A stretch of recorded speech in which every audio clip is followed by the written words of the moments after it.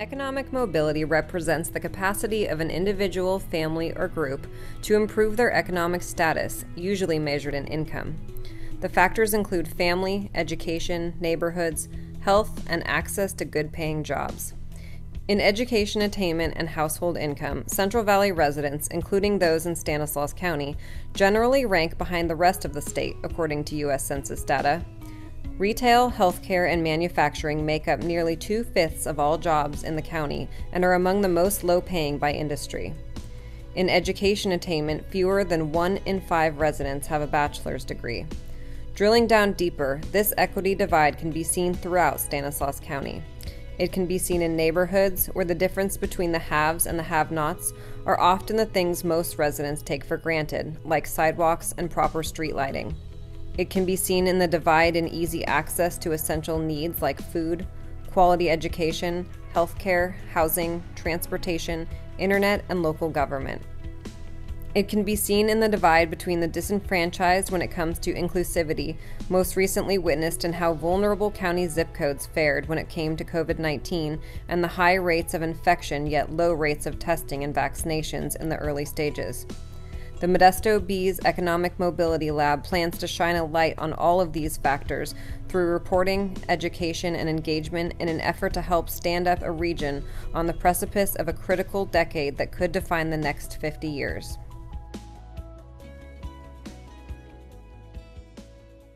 Good morning, everyone, and thank you for the very exciting and critically important opportunity to speak on the topic of our richly diverse region, the importance of economic mobility, and the significance of a free press as a cornerstone of American democracy.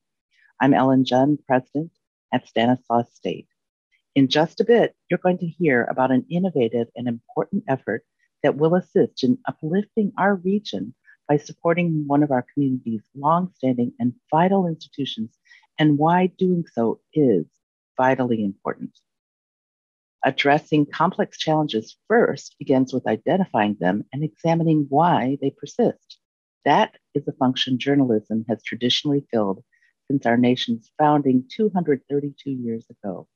But as we know, today's news industry, print journalism in particular, has experienced a monumental shift that has resulted in a staggering reduction of its ranks.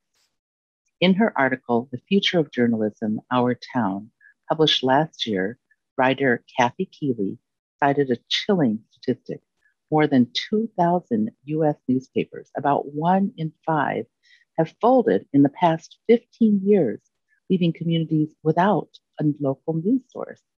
Meanwhile, the news organizations that remain are woefully understaffed, leaving community news vastly unreported. Keeley wrote, quote, "I worry about the absence of community journalism and the knowledge that it creates, both for journalists and community members, and what it means for civil society. When local news outlets disappear, they leave behind an information vacuum," end quote. Fewer journalists means fewer eyes and ears monitoring, questioning, and reporting on the goings-on in our communities. The Modesto Bee, once our region's largest news organization, has not escaped this harsh reality. The journalism that the Bee provides to readers serves as a thread that connects community members, a mirror that reflects our region, an information source that informs us, a watchdog that uncovers malfeasance, and a champion that celebrates our accomplishments. This is just a partial list of the various ways that journalism contributes to our lives. This is why Stan State has joined the Stanislaus Community Foundation and the Bee to support the new Modesto Bees Economic Mobility Lab. Executive Editor Brian Clark will tell you more about this concept shortly. I feel a very deep passion for this program, both professionally and personally, for 4 reasons, in addition to what I've already shared with you. First, at Stan State, our students reflect the rich diversity of the San Joaquin Valley. 75% of our students are the first in their families to attend college. They made the decision to further their education to improve their lives and that of their families. Moreover, our students call this area home. They grew up here. They work here. They have families here. And I have seen firsthand how much pride they have in our community. Second, our campus has an excellent journalism program led by our assistant professor, Dr. Shannon Stevens. We are training the next generation of journalists in the critical areas of objective reporting, getting the facts right, balance, and good storytelling. Stan State takes seriously our role of educating the Valley's bright and dedicated students who will go on to work as journalists and continue to nurture the roots of democracy. Third, Stan State believes strongly in giving back. I have participated in advocacy that has required working with the press to get the word out. So I have an enormous amount of respect for the reputable work that they do. That is why Stan State is supporting the Economic Mobility Lab by donating $20,000 to this effort. Fourth, and this is me speaking from the heart as someone who is passionate about democracy. I was raised in a family where my father and sister are both political scientists. My father left Korea to come to the United States to teach because he fervently believed in American democracy.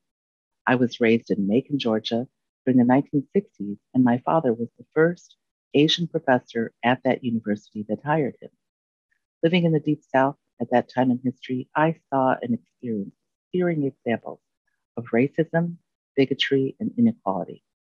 As a child, my father told me two things that still stay with me today. Number one, get an education, and he meant college and beyond. And number two, live in a democratic society. Stan State is proud to support this vital public service that the Modesto Bee provides. As Keeley eloquently wrote, and I quote again, quote, "Journalism isn't just for journalists. Own it, America, or lose the democracy that depends on it," end quote. With that, I am pleased to introduce the next speaker, president and publisher of the Modesto Bee, the Fresno Bee, the Merced Sun-Star, and the San Luis Obispo Tribune, Tim Ritchie.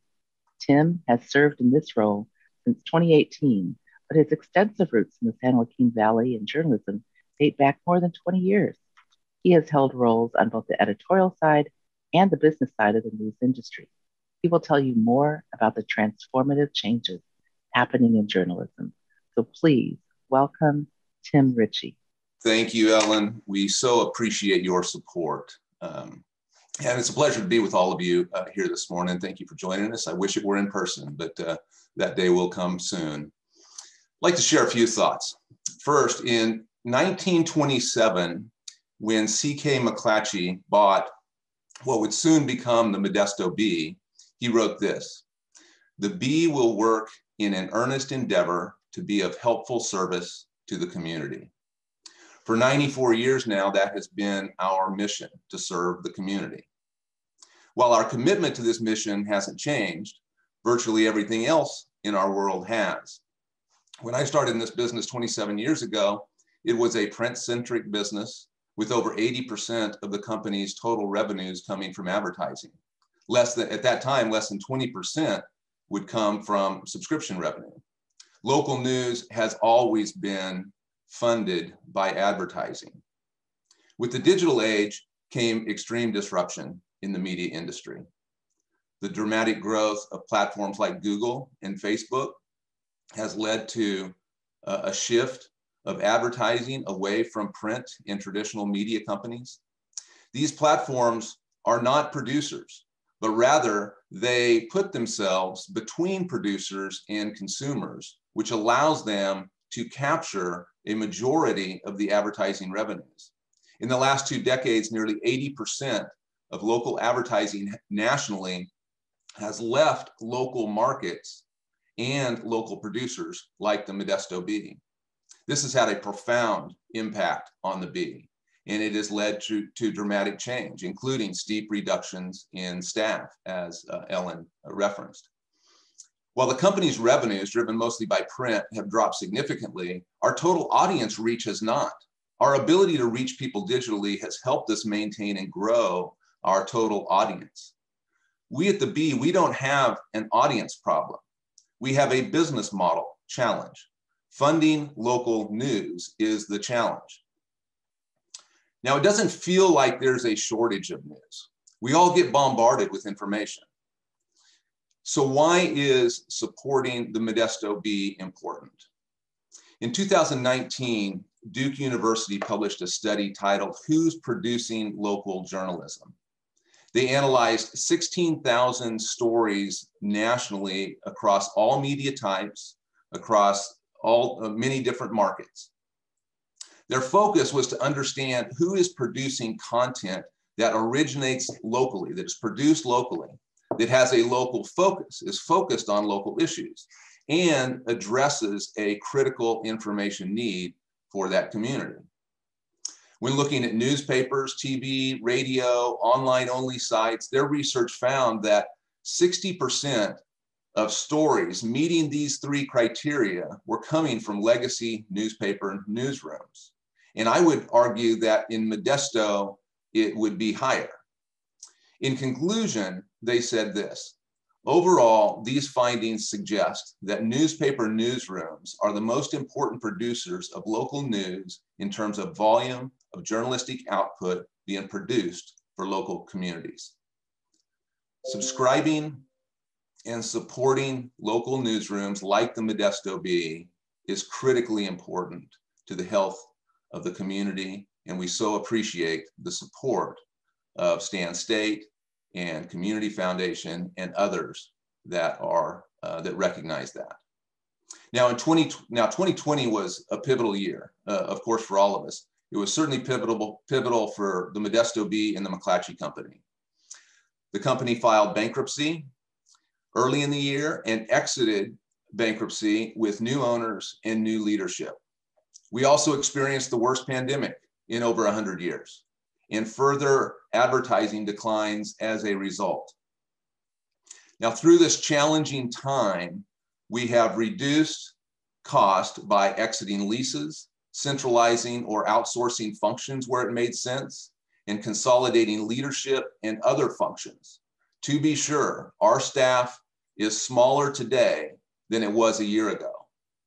But unlike most media companies across the country, we made no reductions in our newsrooms in 2020. This company, like the original McClatchy family, has shown a great commitment to local journalism and our public service mission. Moving forward, our focus is to build a sustainable model for funding local public service journalism. To that end, we are working to stabilize our advertising revenues, and we have a great team focused on that. We're working to grow consumer revenues, particularly through digital subscribers, and are making progress there. And we're working to partner with philanthropy in the local community to expand reporting capacity in key areas. Now, we're often asked, why should I donate to a for-profit business? It's a fair question.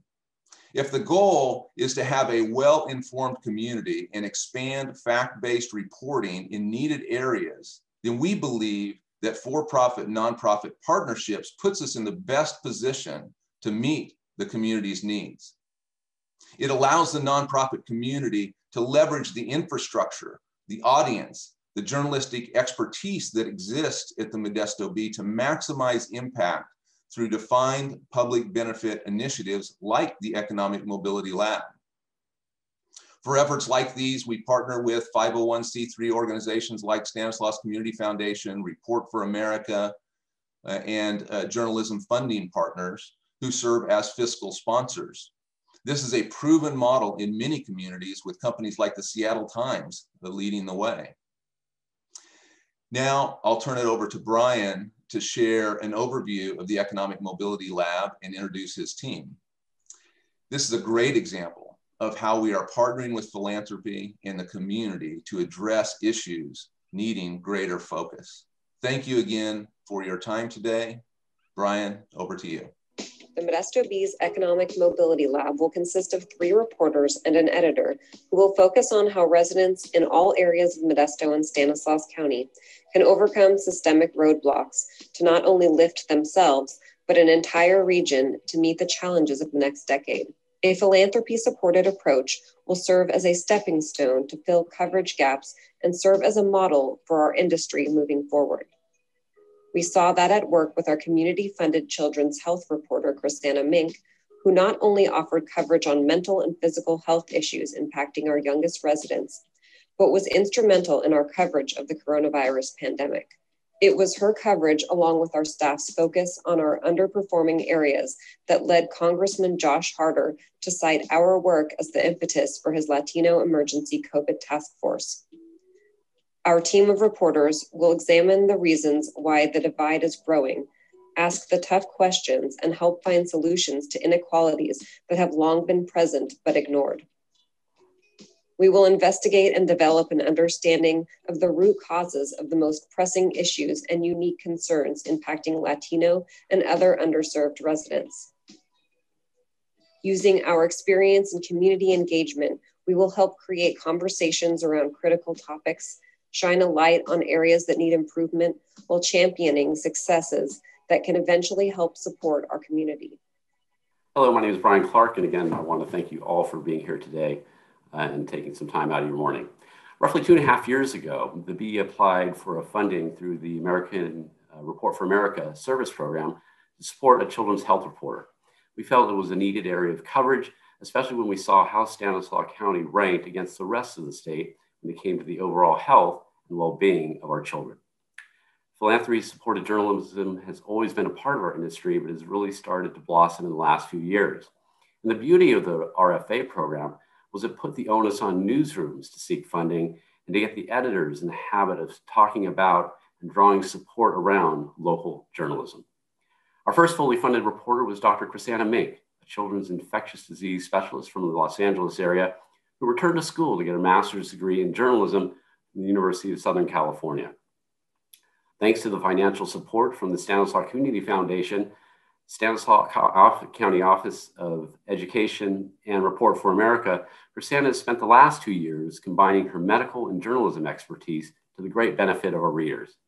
In addition to reporting on such topics as food insecurity, teen suicide, and mental health issues impacting our youngest, Chrisanna turned out to be indispensable with the arrival of the coronavirus.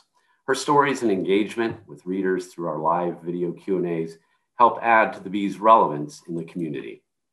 And thanks to Chrisanna's connections with sources in the health and education space, the Modesto Bee has never been better positioned to cover these topics down the road.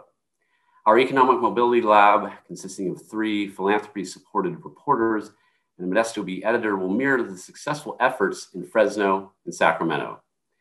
The Fresno Bee's Education Lab consists of 3 reporters and an editor with the goal of increasing civic conversations on educational attainment and improving educational outcomes. Fresno Land is a team of reporters with a focus on housing, water, neighborhoods, and inequality. Its goal is to unpack complicated programs and policies, create conversations, and seek solutions beneficial to the Fresno area residents.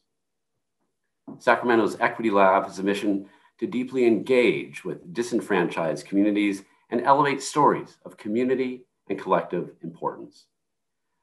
Our goal in creating our Economic Mobility Lab was to bring all 3 coverage areas under one umbrella, with the hope that deep reporting on these topics and shining a light on important issues impacting our residents can help move Stanislaus County forward. Our 3 reporters will separately cover underserved communities, education, and economic development. They will be led by editor Deke Farrow, whose sole focus for the next 2 years or more will be on guiding this team. Deke grew up in Modesto, has been with the Bee for over 2 decades, and last year reported on education. Equity reporter Andrea Briseño, who started this week, will focus on the disparity within communities in and around Modesto and Stanislaus County with an eye on the underserved. She'll report on trends impacting Latino residents and other minority groups relating to the health, education, welfare, and economic upward movement. Education reporter Emily Isaacman, who starts in June, will focus on elementary, secondary, and higher ed students, their campuses, teachers, administrators, and programs.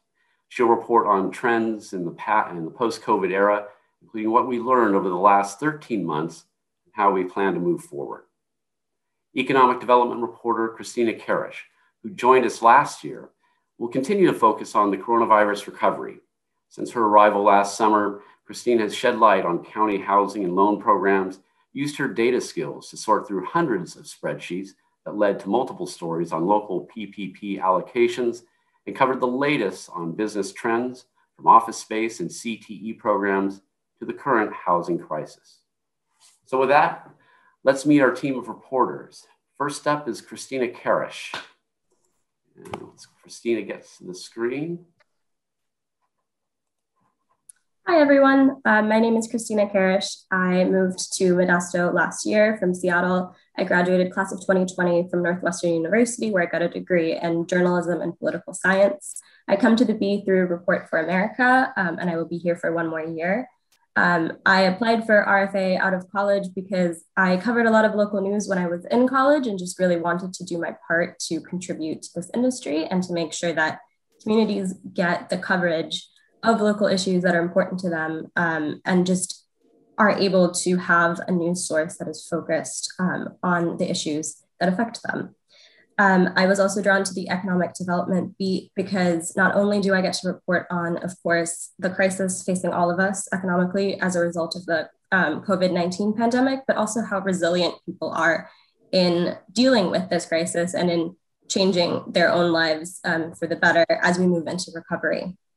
I've always been interested in journalism. I was that kid who read the kids section of the paper every weekend. And I always was fascinated that there were people out there who got to ask questions and got to tell stories. And I majored in journalism in college and it just clicked. So thank you. I'm so excited to be here for another year.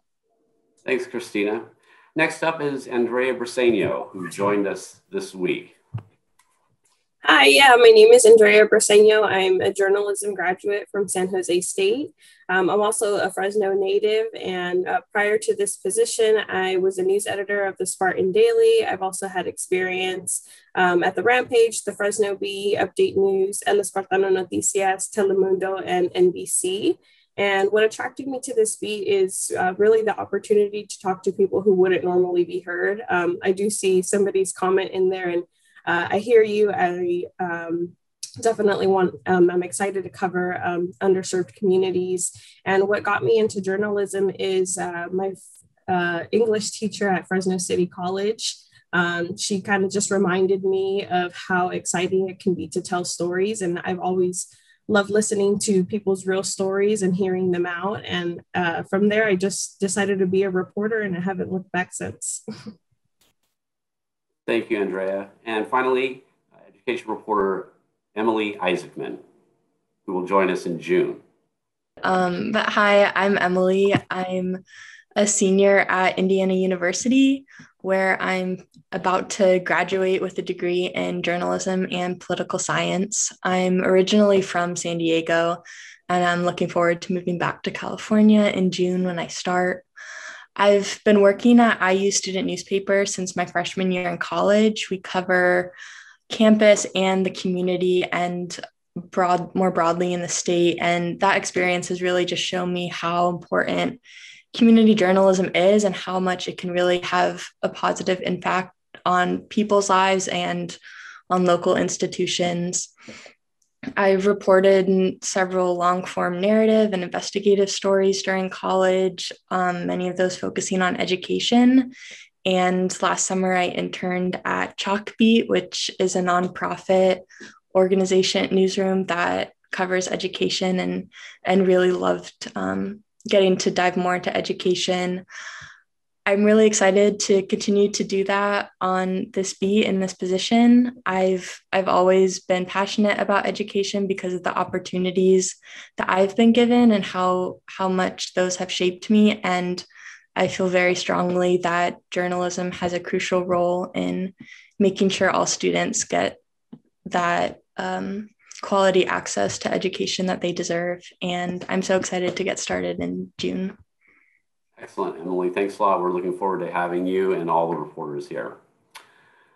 So the approach by our reporting team will be in-depth by nature, combining both a view from 30,000 feet and at the ground level to put perspective on key issues. Through their reporting and under Deke Farrell's guidance, we will examine the reasons behind a growing divide among students or among residents in everything from access to education, food, healthcare, and transportation to neighborhood and family infrastructure and governmental representation. We'll investigate and develop an understanding of the root causes of the most pressing and unique issues impacting Latino residents. We'll find solutions in areas that need improvement while championing successes that can eventually help lift the community to meet the challenges of the next decade. We'll create an Economic Mobility Lab webpage that will house all of the lab stories. We'll organize community listening sessions around important topics via Zoom or in person when it's safe to do so. And finally, we'll collaborate and share our work with other McClatchy, California properties, including Sacramento, Merced, Fresno, and our Spanish language site, Vida en El Valle. We'll also instill a solutions-based approach, meaning that we'll go simply beyond reporting out on new programs or councils and board agenda items. For instance, last week, Deke Farrell reported on recommendations set forth by the Modesto City Schools Equity and Racial Justice Task Force. Andrea and Emily will continue to report on this from how the recommendations will be implemented and applied to final outcomes through the lenses of administrators, educators, students, and parents. We will highlight the victories and areas of needed improvement. As seen in Fresno and Sacramento, the lab's reporting, backed by a respected and trusted local news and information source, will help create conversations and find solutions that can lift areas where we often fall behind. In Fresno, the education lab's great reporting on the lack of laptops in underserved segments of the student population pushed one school district to immediately make laptops available. Most recently, Fresno Land's reporting on an apartment complex whose owner failed to respond to tenant complaints led to the uncovering of the city's code enforcement unit, which also had ignored the pleas of residents. Repairs on the apartments are now being made. As mentioned, it was reporting of the South Modesto neighborhoods battered by the coronavirus that helped steer Congressman Josh Harder to create a special task force to improve our COVID services to the underserved. On Wednesday night, the Bee, for its series of stories on that issue, won the first place award for public service at the Gruner Awards, which honor the best journalism in the Central Valley. Our 6-month effort looking into child fatalities in Stanislaus County unveiled a doubling of SIDS deaths in 2020. Julie Falkenstein with the Public Health Department emailed reporters Aaron Tracy and Chrisanna Mink this week saying, "Thank you for bringing this to our attention and notifying us of this trend. We will look into having a specific team meeting related to infant sleep-related deaths." In addition to local impact, we also have the power of McClatchy's presence in the Central Valley to stand up the work of our funded reporters. A great illustration of this was a story recently by Christina Karish, who reported on how female workers in Stanislaus County and statewide were hit much harder economically than their male counterparts during the pandemic. She wrote one story from Modesto and a separate version for our statewide audience that appeared in Sacramento, Fresno, Merced, and San Luis Obispo. As we've seen with the arrivals of Chrisanna and Christina, the additions to our newsroom have broadened the Bee's reach and relevance. Their hirings allowed Aaron Tracy to focus on investigative pieces, replacing Garth Stapley when he moved over to become opinions editor. They allowed us to put singular focus on the cities of Turlock, Ceres, and Patterson with Kristen Lamb, and Oakdale and Riverbank with John Holland. And finally, through philanthropy, we have our first full-time education reporter since the departure of Nan Austin. As with the labs in Fresno and Sacramento, we'll flex our muscle when it comes to community engagement, which was largely muted during the pandemic. We've held children and senior events at the Gallo Center for the Arts and real-time coronavirus Q&As and debates at the State Theater and on Zoom. In March, we moderated a police civilian review town hall meeting. That came months after partnering with the South Modesto Partnerships on mayoral and supervisorial debates. We also plan to develop engagement opportunities and events with our EML team to further connect with readers, help us gain a full understanding of the issues, find solutions to complicated problems, and shine a light on all of the successes that can be replicated elsewhere. Of course, none of this can be done without the support of local journalism philanthropy, an approach that will fill coverage gaps and serve as a model for our industry going forward. As you can see, funding for our lab is off to a good start with the generous backing of the Stanislaus Community Foundation, Stanislaus State University, E.J. Gallo Winery, Porges Family Foundation, the James B. McClatchy Foundation, Report for America, and more than 250 community members during 2 fundraising campaigns last year. And one final thing of note before we hear from Stanislaus Community Foundation President and CEO Marianne Cannon. All funds donated to the lab will go directly to the Modesto Bee newsroom in support of the project, one we hope to expand beyond the current 2 years. From all of us at the Modesto Bee, we want to thank you for spending your valuable morning with us. And now let's turn it over to Marianne. Thanks, Brian. Thank you, President John, and the entire Stan States team for hosting us. So I'll tell you a little bit about Stanislaus Community Foundation and why we made the choice to invest in local journalism and specifically the Modesto Bee. But first, who is Stanislaus Community Foundation? We're a place-based funder, and our vision for Stanislaus County is really that the county becomes a community of choice where all people live, work, and thrive. And yet we know we're not quite achieving that. We've certainly seen that also during the COVID-19 pandemic. The way we are seeking, though, to change that narrative and change our community for the better is really for the Community Foundation in 3 areas. And those 3 areas are education, economic mobility, and civic engagement. And so it's not by coincidence that these reporters are also focused on very similar things. We know that to build a better community, we need better educational attainment. We need to focus on our Latino community and our underserved regions. And we need to really focus on economic mobility and moving people from the margins of our economy to the center of our economy. But we began to understand the Community Foundation is there is not a way to achieve that without talking about it, without really focusing on the issues at hand. And those issues are increasingly complex. They're nuanced. You can't understand generational poverty through a tweet. It can't happen on a Facebook post or an Instagram photo.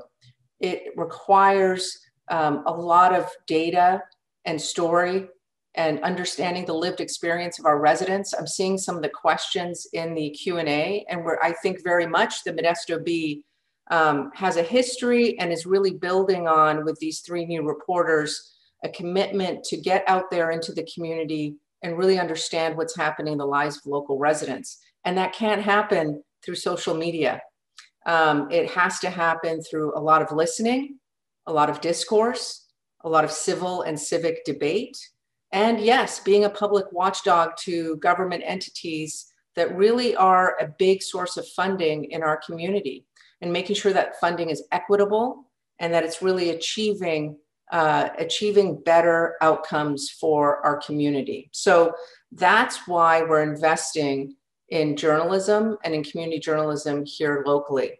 And how are we doing that? You know, when we found out that the Modesto Bee had gone from 70 reporters about 15, 20 years ago to just 7, we really understood that it's going to be virtually impossible to get the level of focus on the issues that matter and the fast moving pace of change that's really accelerating right now without investing in more reporters. So the Stanislaus Community Foundation created a fund, and we seeded it with $250,000 from the James McClatchy Foundation, which already existed at the Community Foundation.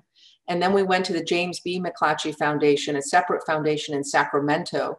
And they have just been incredible partners. They really believe in the need for community journalism. It's one of their core pillars. And they're very focused on the Central Valley and the inland region of California. And they added another $100,000 to our fund. So we recently, 2 years ago, we made a small bet with the healthcare reporter, the children's healthcare reporter, as Brian and everyone else has already noted.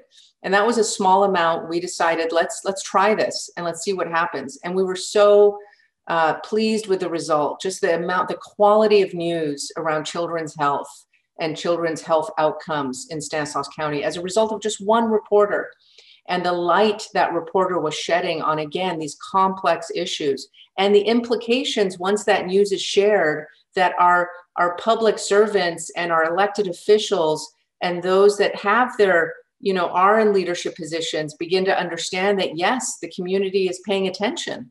And yes, the community is asking for better outcomes, better work. And we have to, we're partners in that, right? We can't shift that ownership to just our local elected leaders. As a community, we have to play a part in some of this work too. But that focus on children's health that was so concentrated was incredible for us to see. And so when the Modesto Bee came back to us and said, we're going to expand our journalists and we need philanthropic support, because as Tim said, they are facing a significant adaptive dilemma in their business model. And they will rely on folks like you and I and Ellen and her team to support community journalism. It really will require both philanthropy and sort of the private sector to come alongside our community newspaper in the same way that we support our hospitals. Even our hospitals that are for-profit, we need them in our communities, right? We need an emergency room. We need somewhere to take our loved ones. And so in the same way, we have to think of the Modesto Bee as a community institution that requires all of our support in some way.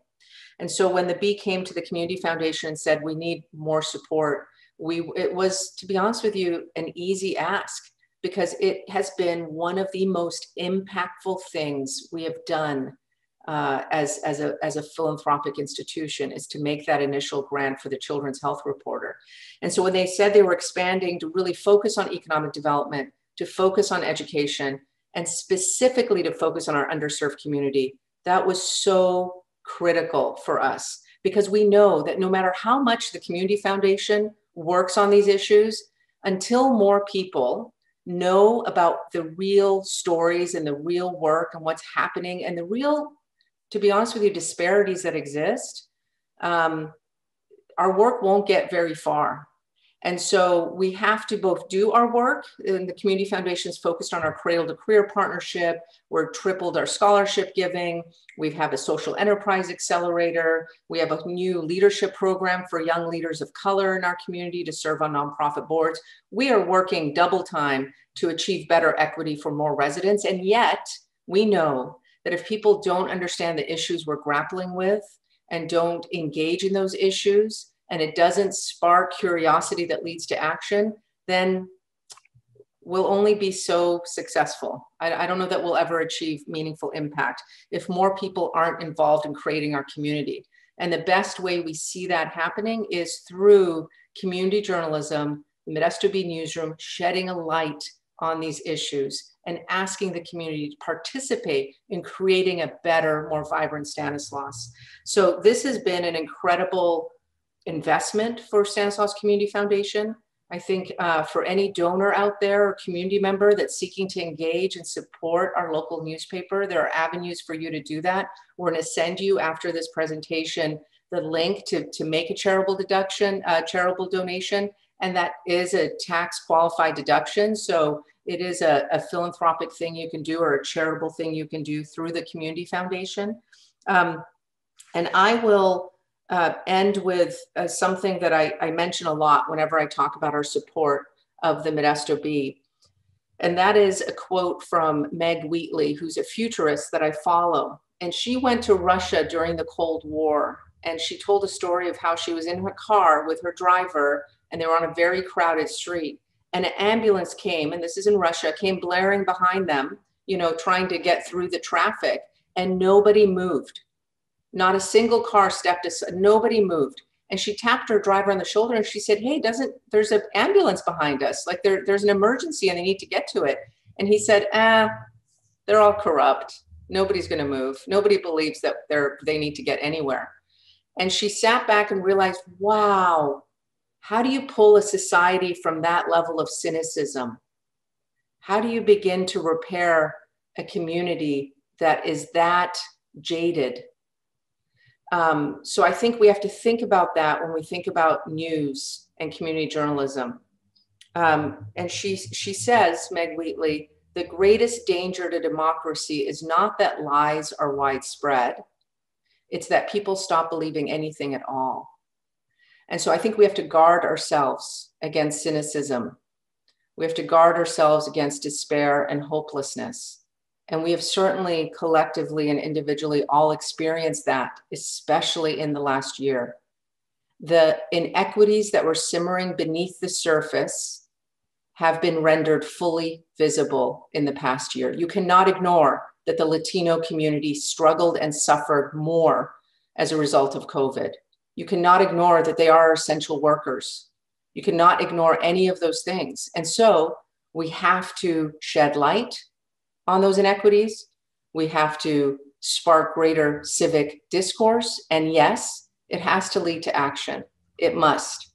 But that action can't happen just among a few people sitting in a room that are our leaders. It has to happen with all of us engaged in this civic and civil discourse that leads to a better community. So I'm really excited about the Bee stepping into this place and hiring reporters that really can go into our communities and listen and tell the stories of our communities, because we think that's what's going to lead to more change and accelerated change.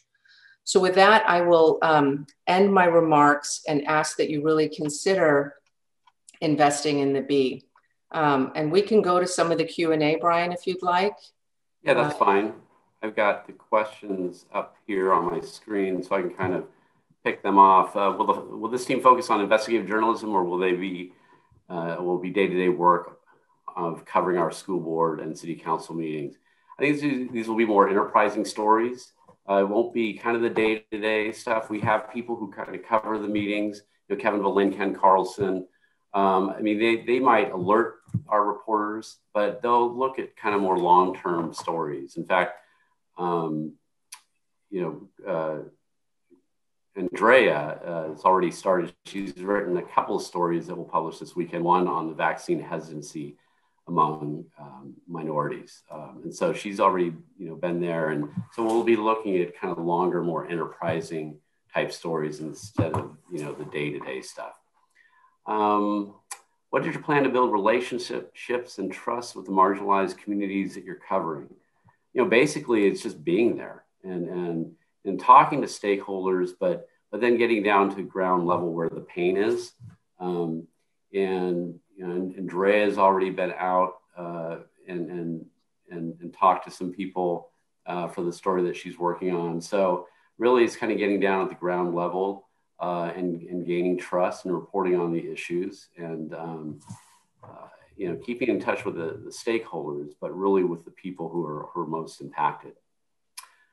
Will new reporters you bring in be from our local regional area? Andrea grew up in Fresno, so she's from here. Christina and Emily are from other places, but they're quick studies, and they really have the support of. We have a nice newsroom right now. Since I've come in, we've hired about six reporters who've been under the age of 26. So we've got some really young reporters, and then we have some more veteran reporters who've been here.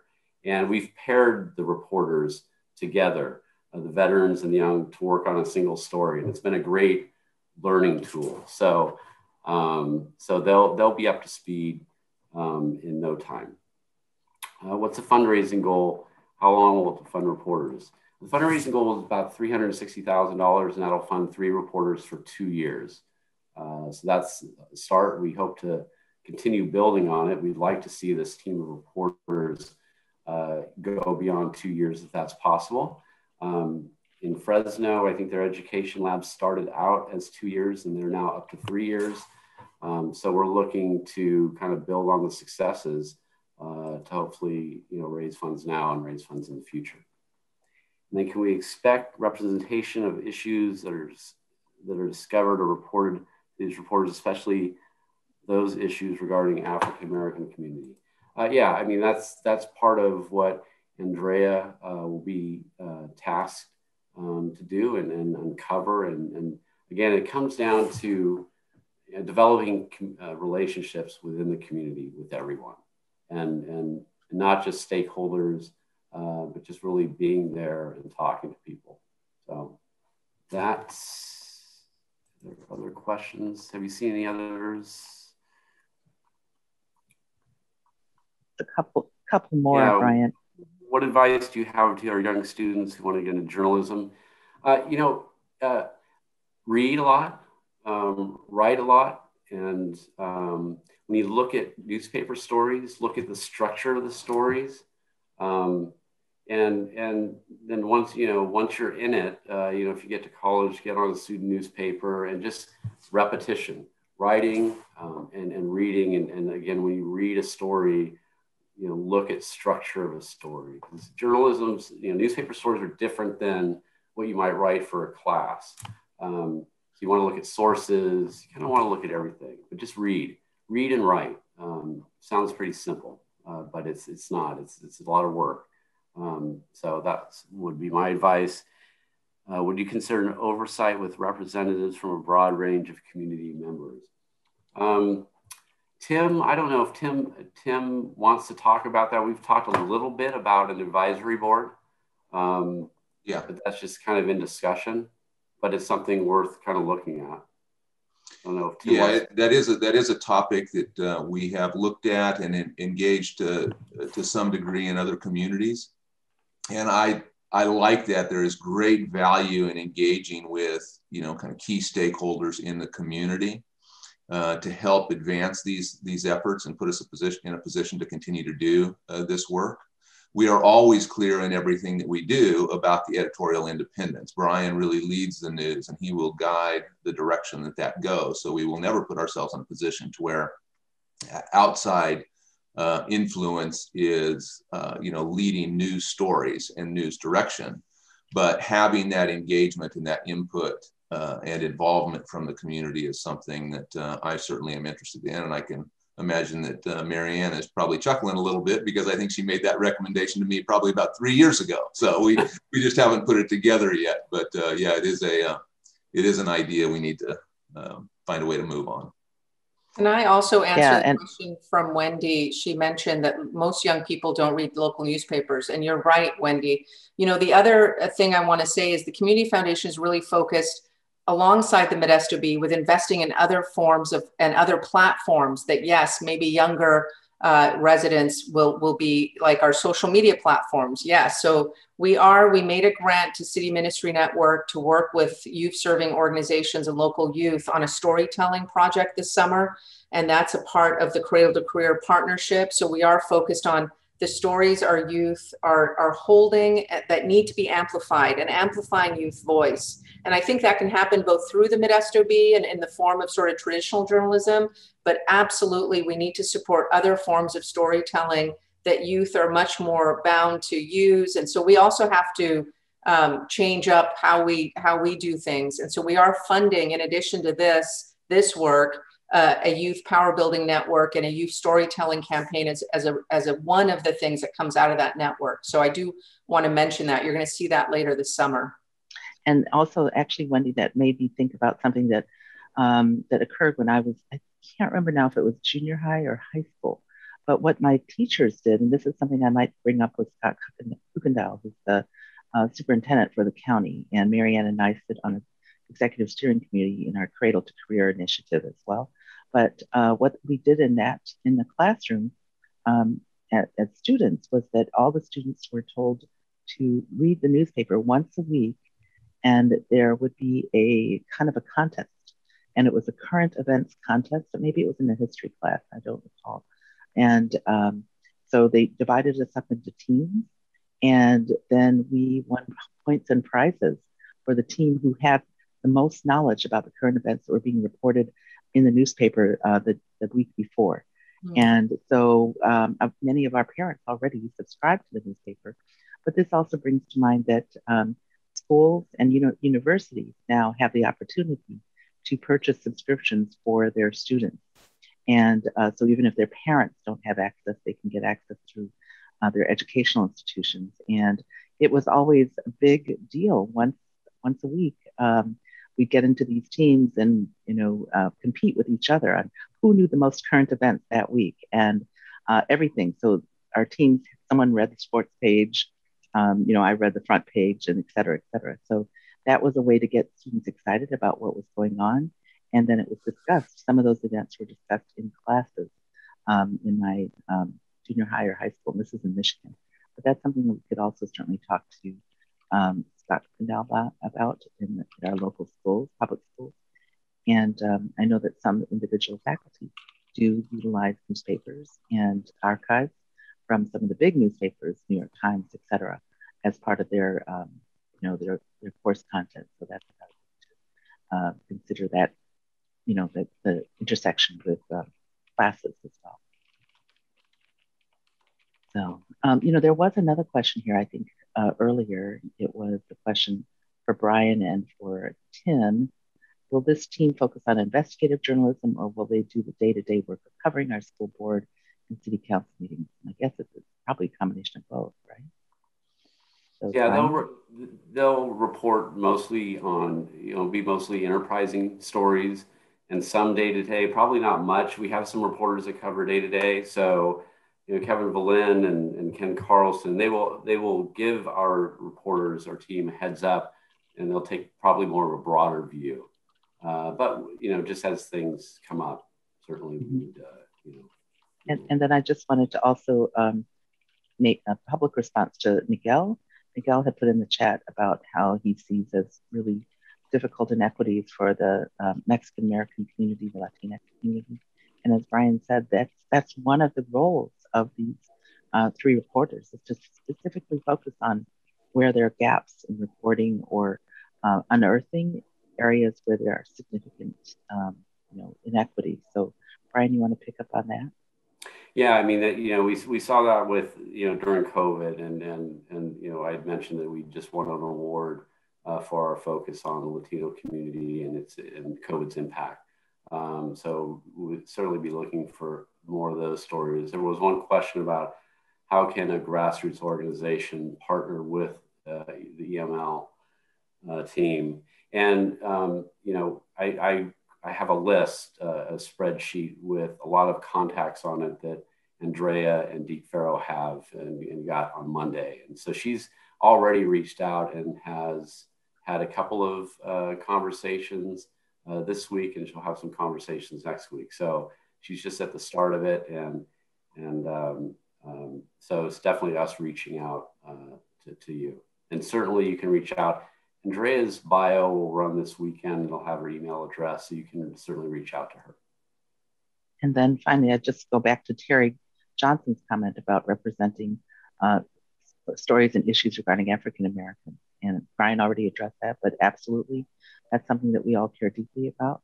The African American representation in our county is smaller than in many other, obviously, urban counties. But that means that we need to pay special attention to that as well.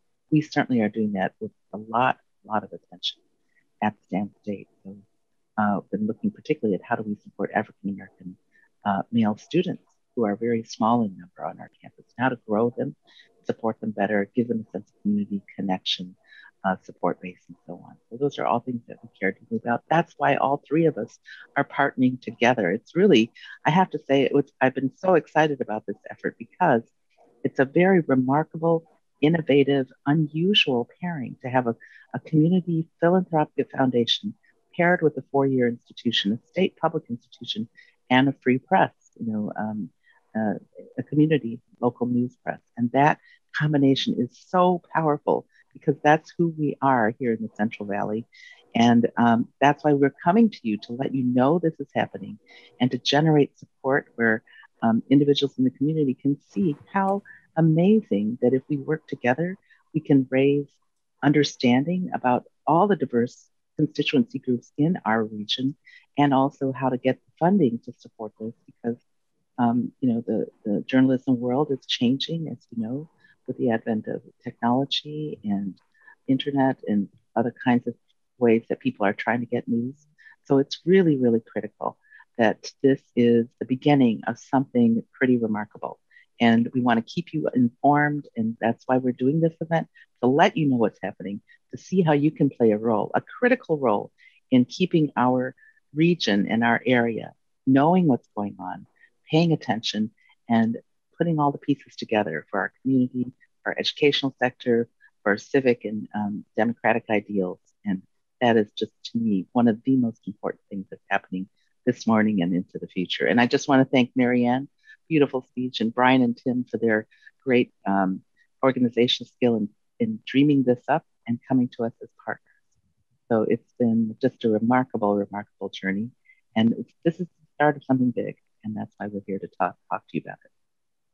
So Brian, Tim, Marianne. I'd just like to thank you both for your support and your commitment to this. It means a lot to us, and thank everybody who has participated today. Please consider supporting this fund and write letters to the editor, write a community column, get in touch with these new reporters, tell them your stories. This is what we're seeking to do together. So thank you, everybody. And thank you, President John, for hosting us.